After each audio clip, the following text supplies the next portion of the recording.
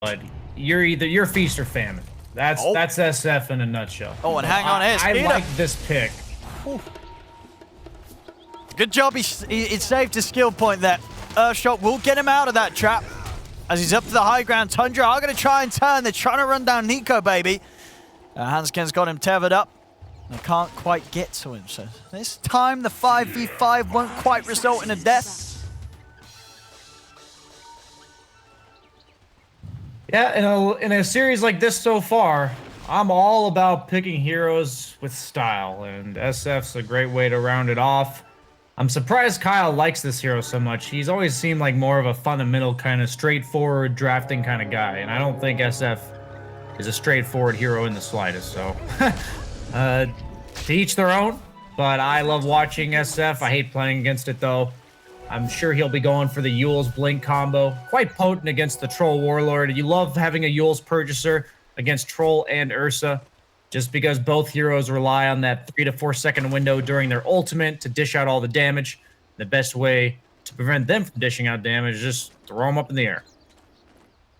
I mean, and because this SF overall, do you prefer the Tundra draft, or do you look at some of the factors of Alliance? You know, think, there is that Limp Death Prophet again. He had a great game last game. There's the Nico baby Troll, and of course they've got that Shaker, that all important hero.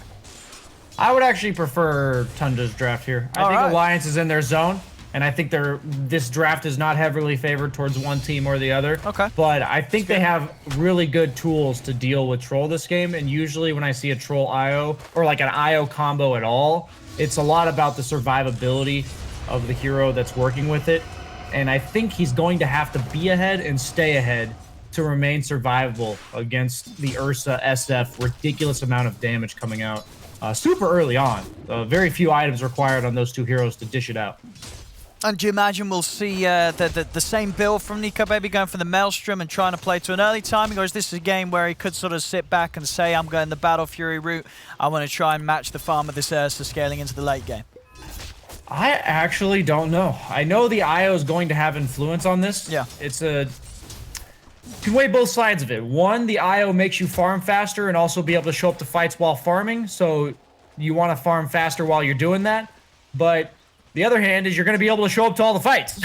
So would you rather have the farming item that makes you stronger in fights, or the farming item that makes you farm faster while you're still able to fight with it?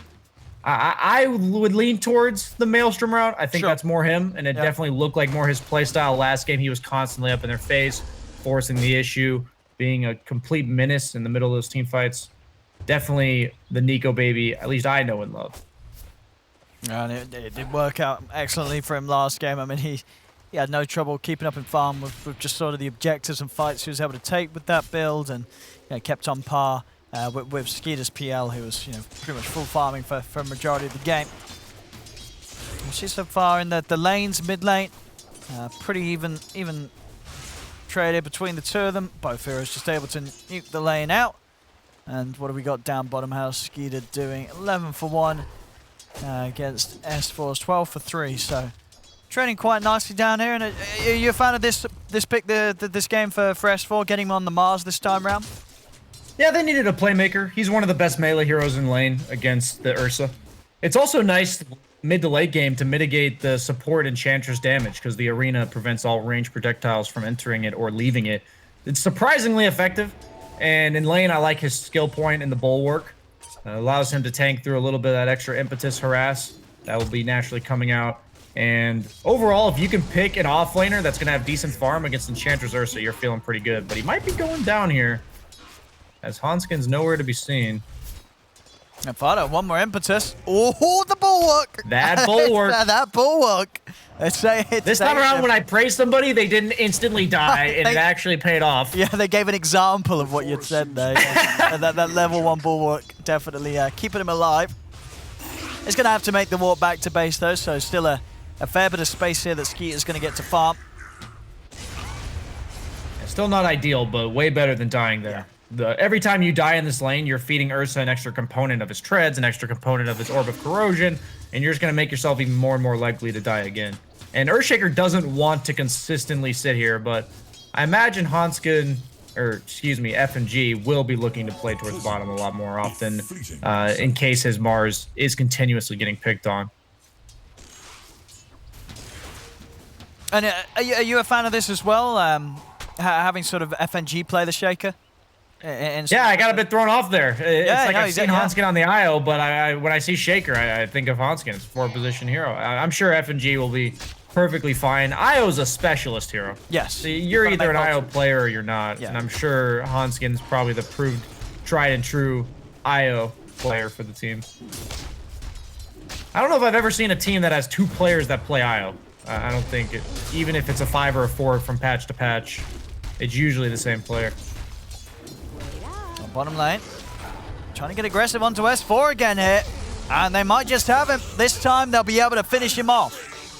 First blood for Tundra, as they now try and settle across for these bounty runes. FNG, just gonna make sure that they don't run all the way up and contest that of Limp, as Limp will be able to grab it. The biggest thing about that kill is that Ursa's able to walk over to the secret shop and get his ring of health. It's quite difficult as a carry to go over there this early on in the game, so oftentimes people opt to not go that early ring of health. But it's like a pseudo Midas, because usually if you're going for these treads or other items, you have to buy more tangos. So you're saving a lot of money in the long run for regen. Look at this big move. Limp just drops the ghost and whoo, takes a fair bit of damage from the Requiem, but he gets the kill done and he's not going to care, as that damage will likely be pretty much healed up by the end of the exorcism, as with that kill, Limp can start to beat into the mid tower a little bit. I have to imagine he's not going to get that much damage after taking 80% of his HP in an instant there. So really nice kill coming out from Alliance, but it's not going to net to a tower. Fada is going to make sure that's the case. Oh, Biva's here as well. Bring him down. Oh, the heal. Never mind. Biva's able to grab that arcane rune. Indeed, Hanskin swings across, making sure that Limp is more than fine. The 3 of them. That's a pretty huge denial, though. DP loves the arcane runes. Yeah, we're seeing some... feels like, yeah, mainly from Tundra like last game as well. Very good at coming in for the power runes. Yeah, both teams, when their mid laners are losing, we saw it in the first game when Limp was puck against the Void Spirit, that they swoop in to make sure that winning mid laner does not get those extra runes. I've been talking to a couple mid laners this patch, and they say they don't like it because of how snowbally the nature of the lane is, because you keep getting every rune, and these teams showing what you might need to do against that moving forward. So down bottom again, S4. Oh, he's going to be saved this time round by FNG. Oh, man, well, I say saved. It might not have been enough, actually, as they're still able to take him out. Second time in this lane here. Tundra, they're being able to just sort of feast on S4's presence.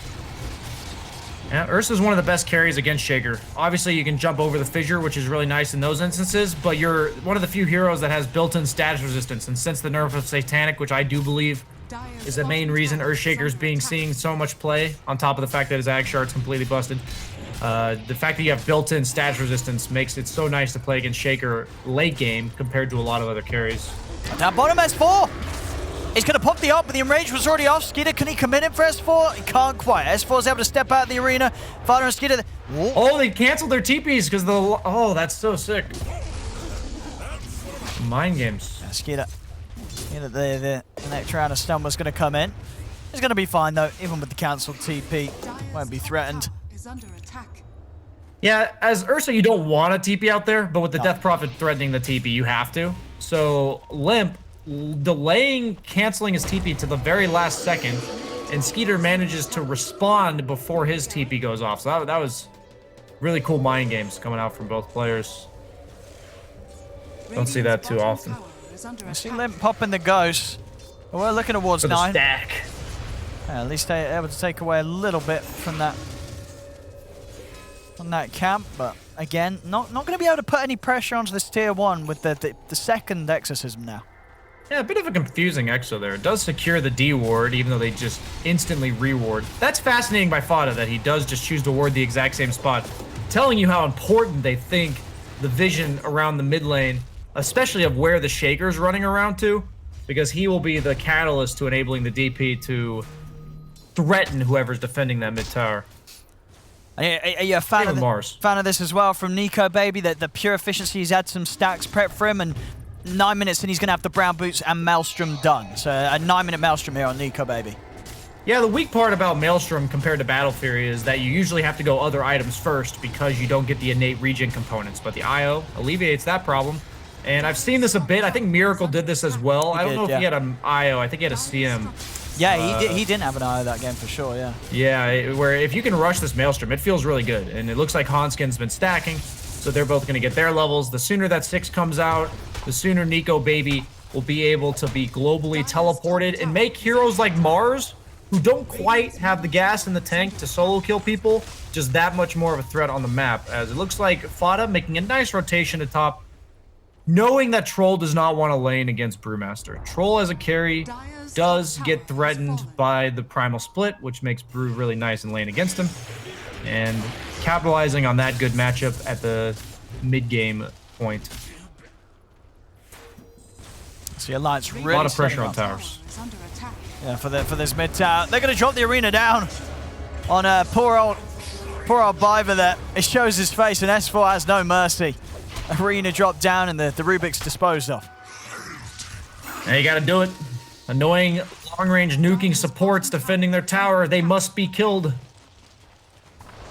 Looks like a lot of investment, but it does force a reaction from 33, which frees up a bit of space for Nico Baby to farm top. Yes, they're down by 2k, but their items are going to be quite effective for how much net worth they cost. The Maelstrom will be a lot of damage for Troll. He has the innate survivability from the IO, so he'll be able to fight with just those items. The Death Prophet, pretty far behind, all things considered. The fact that he got a couple kills mid lane, 1-0-1 compared to the SF, who's 0-1-0, but he's still winning by 700 net worth. And Nine's making the move. He's going to see if he can get the catch on the Nico Baby, and he'll get the setup. Hanskin indeed already prepping to take Nico Baby out of here. As they'll keep Nico Baby safe. Hanskin probably will die though on the way back. Not really much hope for him, but saving his carry. Paying off though.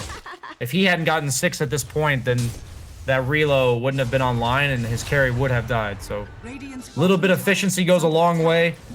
Hitting these timings at the exact moments you need them. As 9 looks to come bottom. S4, they have the Centaur stop. Oh, Fisher out to break the combo, but S4 still looking very dead here. A couple of raises from 9. That fissure was almost good for Tundra because 9 got to hold on to his ultimate. Which, this part of the game against SF is terrifying. As a carry player, as any hero that's looking to farm by yourself, you just die, man. It's so scary to play against. And he's got the Fairy's Trinket, which is amazing for SF. I mean, it just seems like an amazing item for most mid laners. But SF especially, he's dishing out the spell damage this early on. Queuing up the Blink Dagger, so his reach is going to be insane. Also helps him not die to relocate ganks.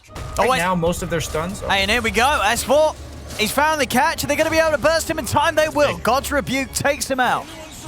As 33 falls over to the side, Nico Baby and Hanskin, they're chasing down Skeeter.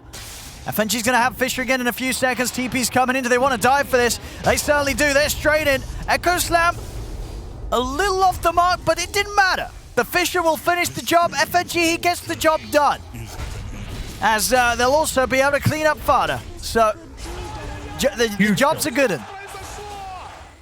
If nothing's happening in this game, it heavily favors Tundra because they have really good single target pickoff and more independent heroes so they can spread the map for farm and efficiency. And this is exactly what Alliance has to do to claw back into this game.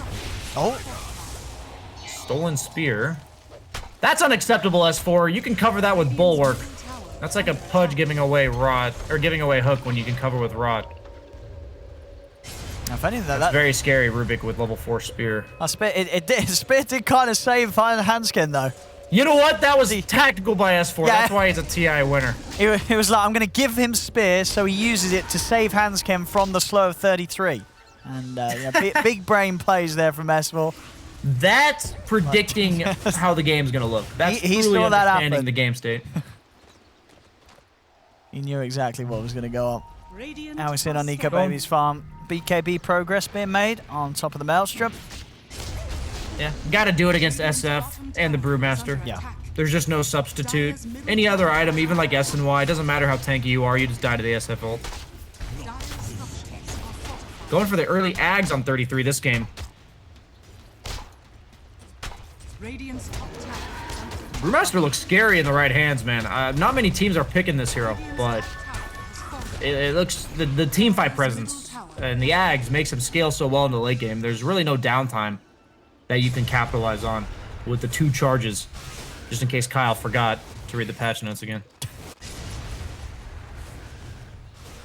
Oh, for sure. And 33 definitely, definitely the man to make it look the strongest. Really, I mean, he's always been a top brew player through the patches.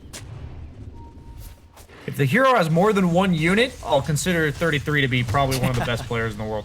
That's true. He's the opposite of me.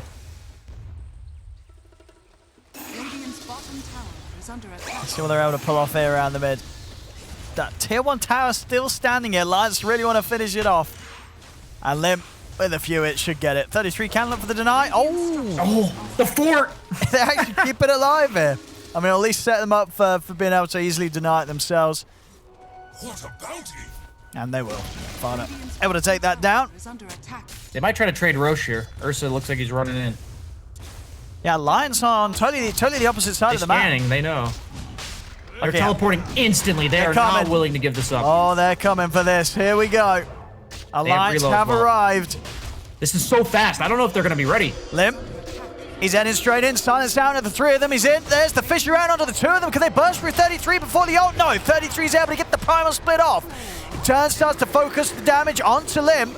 Over to the side though, Nico Baby's been brought in by Hanskins straight onto Skeeter. Skeeter has to pop the ult and try and escape, but Limp, he's got the setup with the ult. Silence to follow up, they're in on top of Skeeter. The Ursa, he's trying to run. Limp, is he able to finish him off in time? He is. Limp gets the kill over in the river as well. S4 and FNG controlling 9. 9 will get the ult off, but Limp's able to finish him.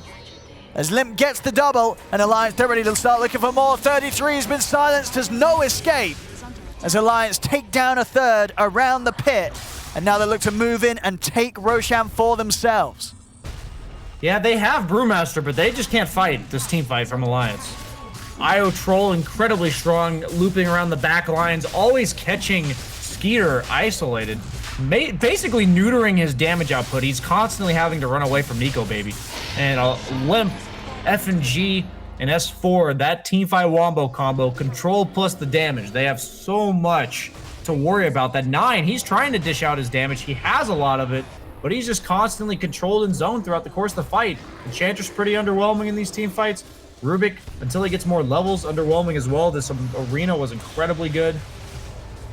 9 not able to get his ultimate at all there, you saw on the bottom right, as Skeeter's getting chased. Yeah, I mean, it's just such a big difference, right, what Skeeter can offer at this stage compared to Nico Baby. It feels like not even close. I mean, especially with this BKB, then Maelstrom BKB on the Troll, compared to an Ursa who's got a Battle Fury and only now just really starting to make progress into the BKB.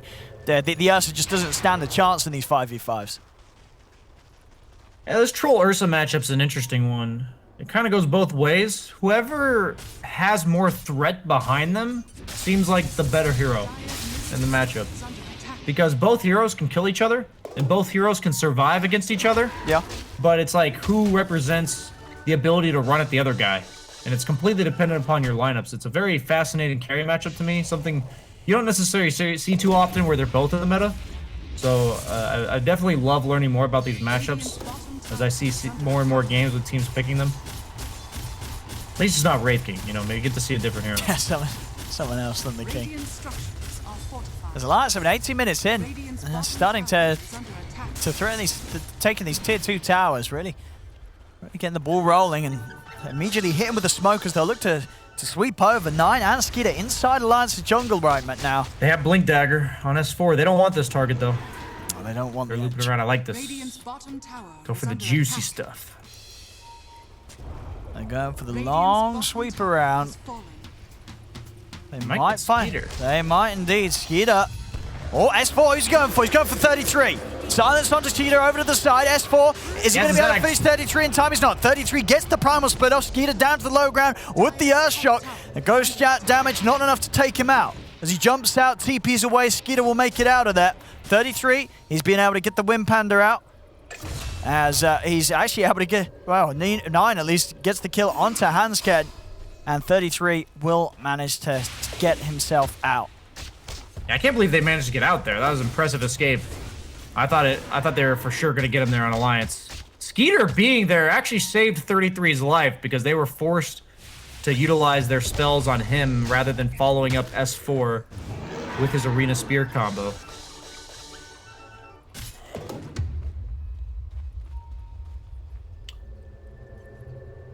Still with that slight lead Alliance, but again, it's another game where it's all very close here. 19 minutes. Nico Baby hunting for 9. 9 is rather speedy though. Can Nico Baby close in on this with the face? Yashi's trying 9. He's going to just rev up the ult. Has 2 to push Nico Baby back. Cannot risk this troll getting on top of him, but now he's not going to have any ult for the fight. And Fada, he's going to get left behind here. I like how FNG's taken over more of a 5-position shaker role here. I think the Shard does enable this playstyle. He's just running around with a Bassy fissuring. Most shakers go for the maxed Aftershock in order to help them farm their blink, but he's just maxed out the fissure.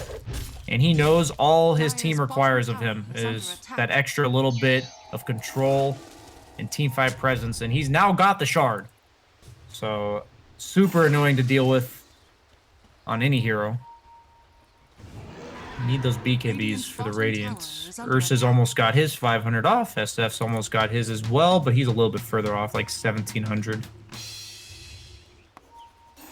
Oh, for sure, especially for these heroes trying to rev up their ultimates, the Requiems, the Primal Splits, these constant little interruptions of stuns from FNG are going to be a huge nuisance.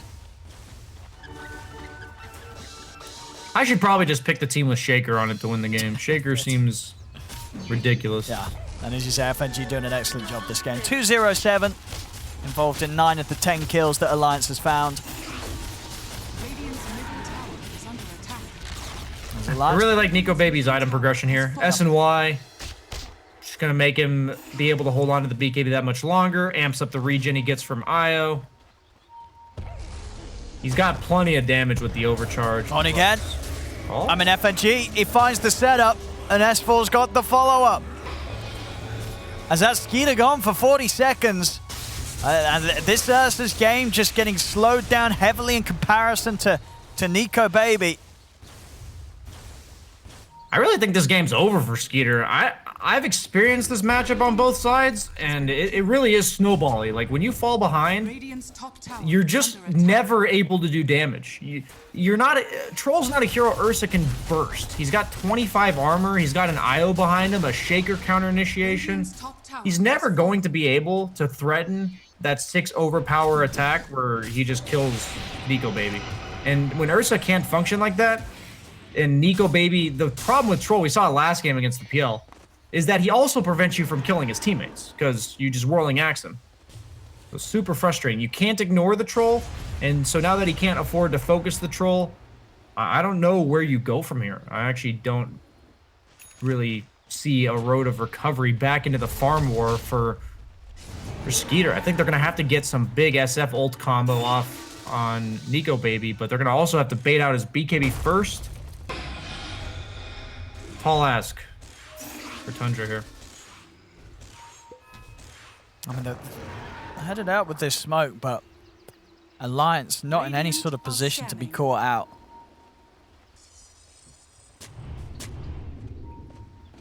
And if more than anything, that's the benefit of going Maelstrom over Battle Fury. Yeah. Your BKB just comes out 2,000 gold sooner.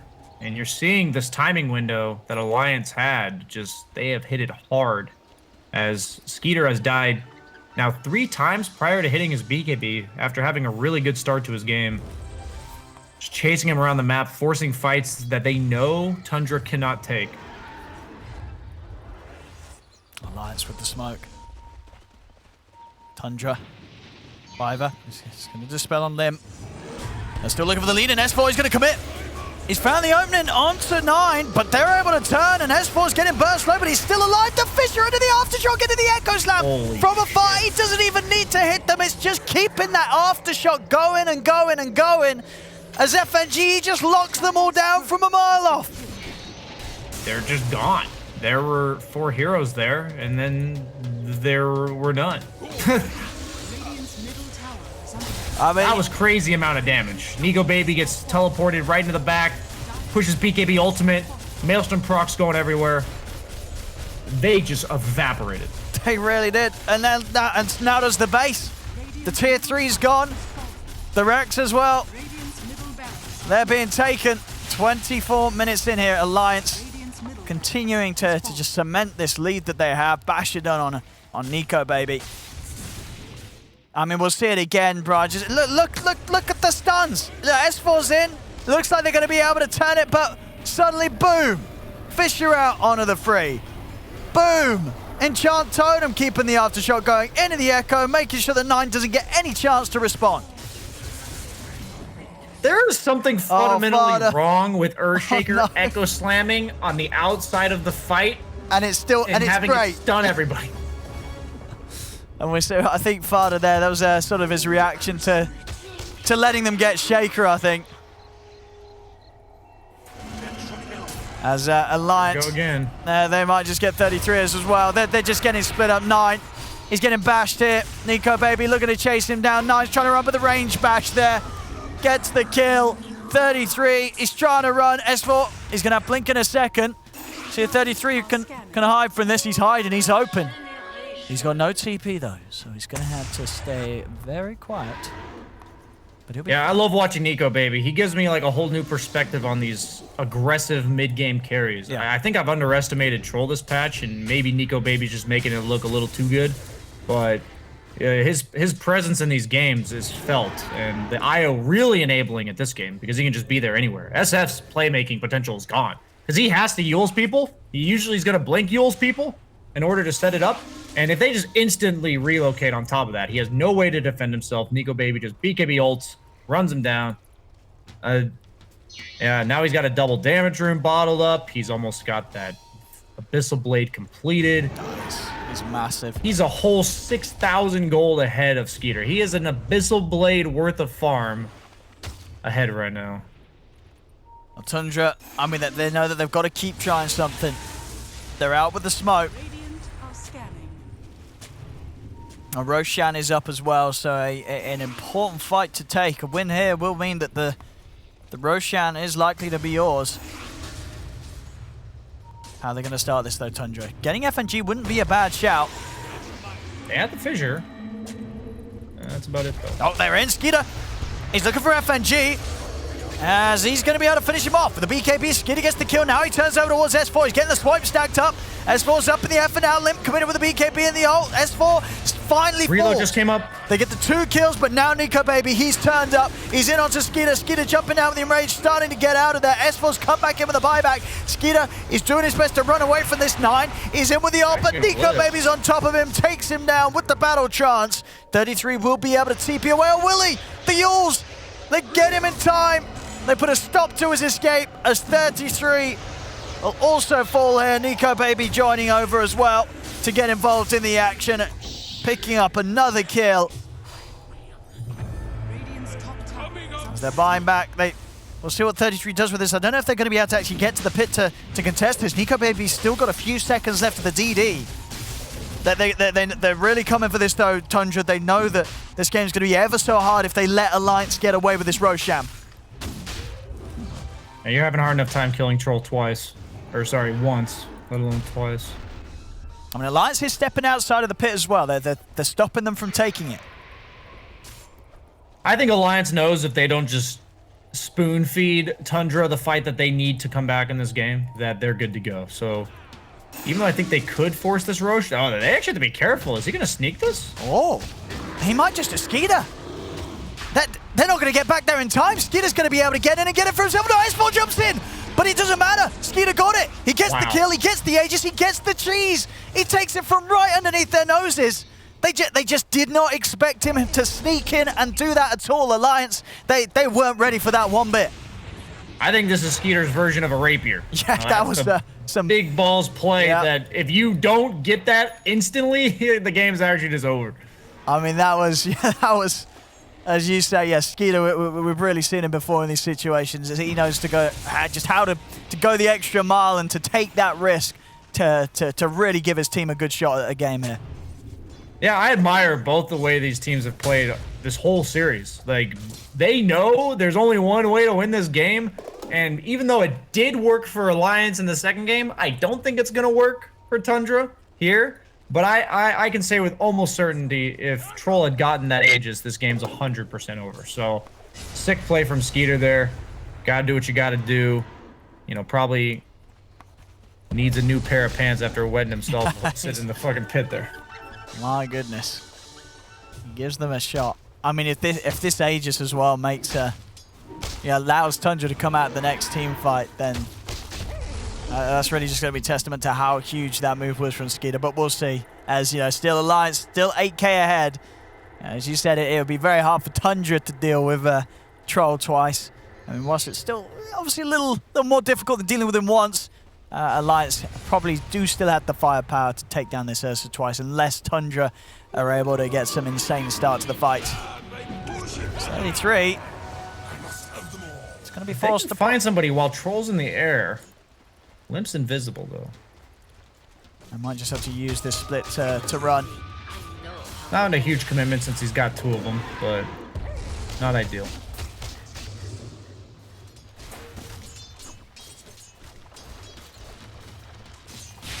And Limp would love to go when this Arcane popped.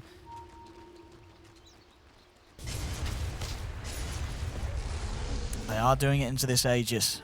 Skeeter and the Cheese, who did that get handed over to? The Cheese on 33.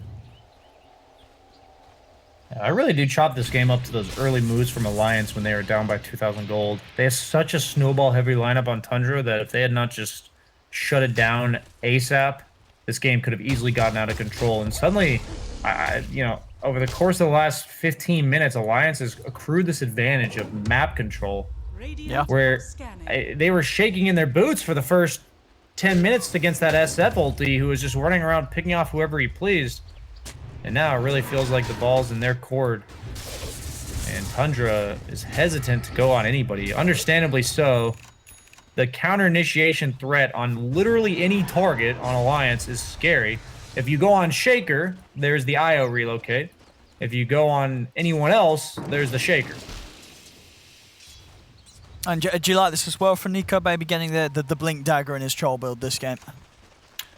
Used to not want to do this, but Swift Blink Yeah. is just such an insane item that Blink Dagger will pay for itself in terms of slot usage. So yeah, I like it.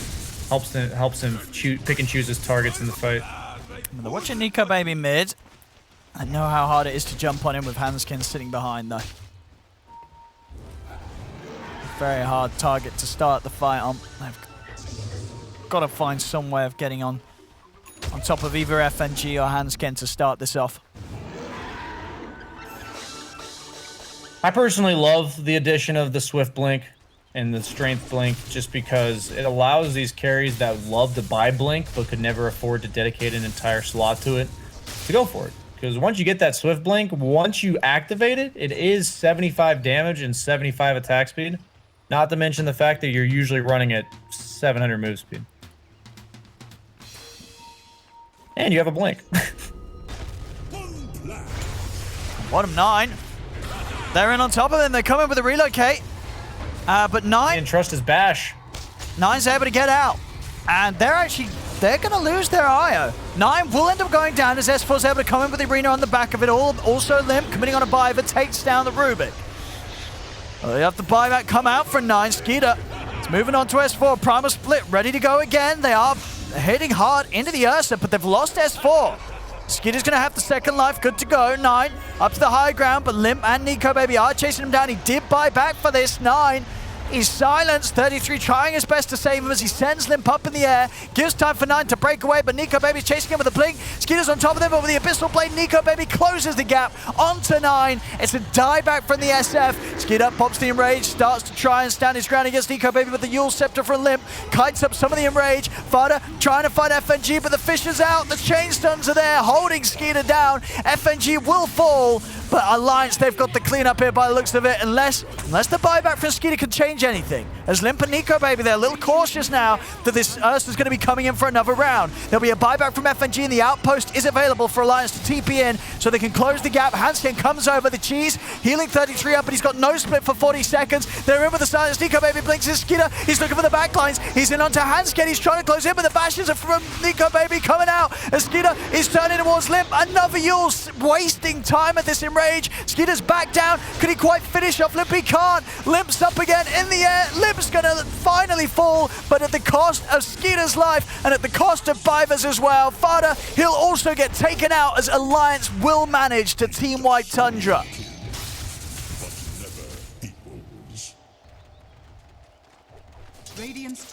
Just not enough gas in the tank to go the whole course for Tundra. They have one volley of spells, and Alliance managed to survive it, spended a couple buybacks, and Nico Baby triumphs. He is unkillable. They just cannot deal with this guy. There's nothing, like that Paladin sword is just icing on the cake. Suddenly he's got lifesteal and extra regen amp from the IO in tandem with his Sanj and Yasha.